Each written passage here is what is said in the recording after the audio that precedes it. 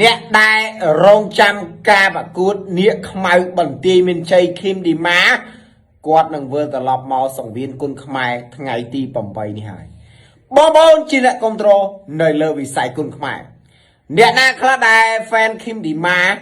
អ្នកណាខ្លះដែលស្រឡាញ់ការប្រកួតរបស់គាត់ចូលចិត្តការប្រកួតរបស់គាត់ចង់ឃើញគាត់ប្រកួតនៅលើសង្វៀនវិញឥឡូវនេះគាត់មកវិញហើយគាត់មកប្រកួតនេះគឺមកដោយក្តីស្រឡាញ់មកដោយក្តីនឹករលឹកអង្សងវៀនគុណខ្មែរមកបាទ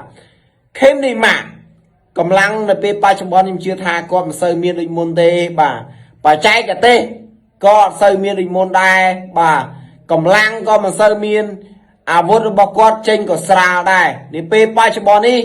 អ្វីដែលគឺធ្វើបានគឺវាយដើម្បីអ្នកគ្រប់គ្រងដើម្បីបំពេញបាទនៃការស្រឡាញ់របស់គាត់អញ្ចឹងប្រសិនបើចាញ់ឈ្នះសង្ឃឹមថាបងប្អូនកុំរិះគន់គាត់អី